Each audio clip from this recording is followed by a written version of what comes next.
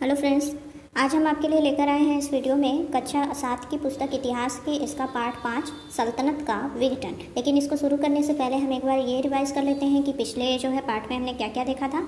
हमने देखा तुगलक वंश के बारे में कि तुगलक वंश की स्थापना किसने की, गयासुद्दीन की मृत्यु के बाद दिल्ली का सुल्तान कौन बना, मोहम्मद तुगलक के शासन के अंतिम काल में दक्षिण भारत में किन दो नए राज्यों की स्थापना हुई, मोहम्मद तुगलक ने राजधानी परिवर्तन की योजना क्यों बनाई, फिरोज तुगलक ने प्रजाहित के लिए कौन कौन से कार्य किए। और इसके अतिरिक्त हमने देखा कि जो है मोहम्मद तुगलक ने जो है अपनी राजधानी दिल्ली से जो है देवगिरी को चुना था और इसने सांकेतिक मुद्रा का प्रचलन भी किया था।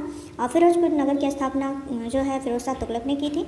इन सब के बारे में हमने देखा था और भी बहुत कुछ देखा था कि जो है फिरोज शाह तुगलक ने दीवान खैरात विभाग की स्थापना की, जिसमें जो है विधवाओं और अनाथों और लड़कियों के विवाह के लिए जो है आर्थिक सहायता दी जाती थी। और इसके अतिरिक्त हमने देखा कि उसने एक रोजगार कार्यालय की भी स्थापना की थी।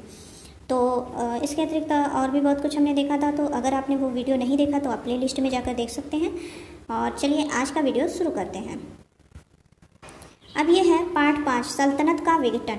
तुगलक वंश के बाद जो है सल्तनत का विघटन प्रारंभ हो गया था, ठीक है। और ये विघटन कैसे शुरू हुआ और इसमें फिर थोड़े थोड़े से जो है अंत तक इसने जो है शासन किया गया था थोड़ा थोड़ा। जैसे सैयद वंश आया, बीच में लोधी वंश आया, बहलोल लोधी आया, सिकंदर लोधी, इब्राहिम लोधी। इसमें जो है मेन जो था लोधी वंश थोड़ा सा टाइम तक चला था। फिर उसके बाद जो है मुग़ल काल आ गया था। तो उसको पहले देखते हैं कि जो है ये सल्तनत का विघटन कैसे हुआ। फिरोज तुगलक के उत्तराधिकारी अत्यधिक अयोग्य और शक्तिहीन थे।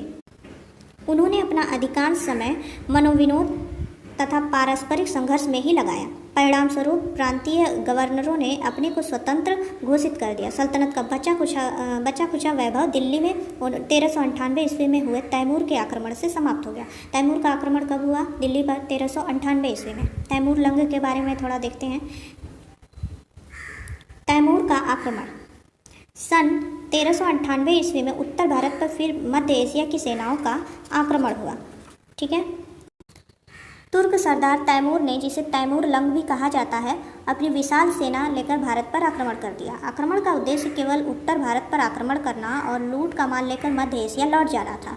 तैमूर के सैनिकों ने दिल्ली में प्रवेश किया। उन्होंने नगर को लूटा और नगर निवासियों की हत्या की। जब उन्होंने पर्याप्त मात्रा में धन लूट लिया तब वे समरकंद लौट गए। अपनी राजधानी समरकंद जाते समय तैमूर ने खिज्र खां को पंजाब का गवर्नर यानी शासक नियुक्त किया। किसे? खिज्र खां, ठीक है। आगे देखते हैं सैयद वंश के बारे में। 1414 से 1451 ईस्वी तक ये था। इसके बारे में देखते हैं। अंतिम तुगलक शासक नासिरुद्दीन महमूद की मृत्यु के बाद खिज्र खां ने दिल्ली पर अधिकार कर लिया और सैयद वंश की नींव डाली।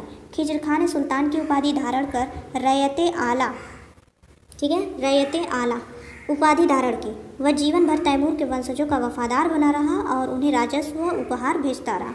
खिज्र खां की बात हो रही है यहाँ, ठीक है। और फिर है लोधी वंश।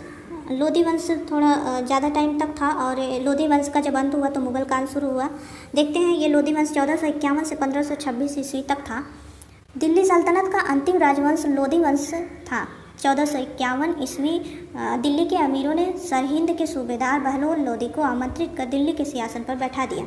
लोधी शासक तुर्क न होकर अफगान थे, ठीक है, ये अफगानी थे। बहलोल लोधी, लोधी वंश का पहला शासक था बहलोल लोधी।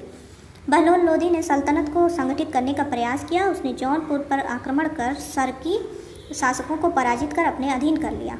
फिर आया सिकंदर लोधी, ठीक है, ये 1489 से 1517 ईस्वी तक था।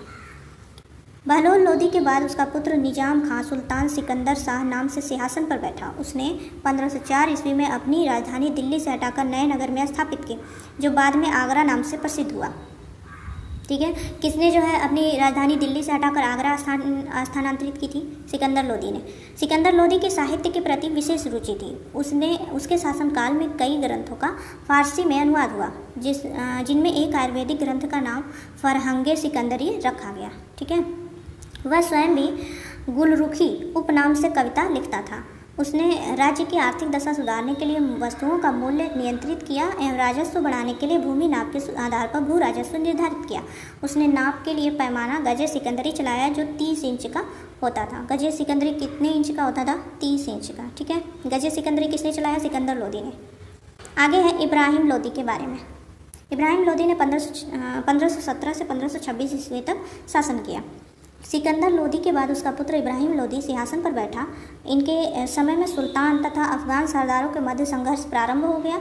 अफगान सरदार सुल्तान की शक्तिशाली स्थिति से प्रसन्न नहीं थे। उन्होंने इब्राहिम लोदी के खिलाफ षड्यंत्र आरंभ कर दिया। इसी प्रकार षड्यंत्रकारी अफगान सरदारों की मदद से काबुल के शासक बाबर ने इब्राहिम लोदी को पानीपत के मैदान में 1526 ईस्वी में पराजित किया। पानीपत के मैदान में प्रथम युद्ध पानीपत का किसके किसके बीच हुआ? इब्राहिम लोदी और बाबर के बीच में। किस सन में हुआ? 1526 ईस्वी में।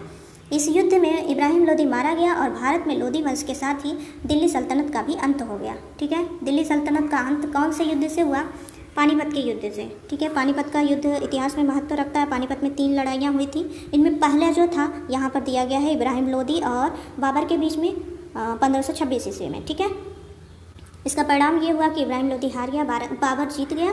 और बाबर जब भारत आया तो उसने मुगल काल की स्थापना हुई। फिर मुगल काल चलने लगा, मुगल वंश आया भारत में। ठीक है, आगे देखते हैं दिल्ली सल्तनत के पतन के कारण। दिल्ली सल्तनत में उत्तराधिकार के नियम का अभाव था। शासक की मृत्यु हो जाने के बाद राज परिवार में सत्ता के लिए संघर्ष प्रारंभ हो जाता। इस प्रकार के आपसी संघर्ष ने आपसी विश्वास की भावना को कम कर दिया, जो आगे चलकर सल्तनत के पतन का कारण बना। ठीक है, ये पहला पॉइंट था जो दिल्ली सल्तनत के पतन का कारण था। दूसरा पॉइंट है अलाउद्दीन खिलजी तथा मोहम्मद बिन तुगलक ने दिल्ली सल्तनत को सुदूर दक्षिण तक पहुँचाया। दिल्ली से अत्यधिक दूरी होने के कारण इन पर नियंत्रण रखना संभव नहीं था। ये भी कारण था एक इनके पतन का। और तीसरा है तैमूर के आक्रमण ने दिल्ली सल्तनत की शक्ति को कमज़ोर कर दिया, जिससे अधीनस्थ राज्य स्वतंत्र होने लगे। ठीक है, ये देखिए यहाँ पर सल्तनत काल को जो है एक चित्र के माध्यम से जो है समझाया गया है। आप इसे पॉज करके ध्यानपूर्वक समझ सकते हैं। आगे है ये देखिए सल्तनत का विघटन जब हुआ तो अंत में कौन कौन शासक बने, इनके शासनकाल को एक तालिका के रूप में दिया गया है। तो सैयद वंश आया 1414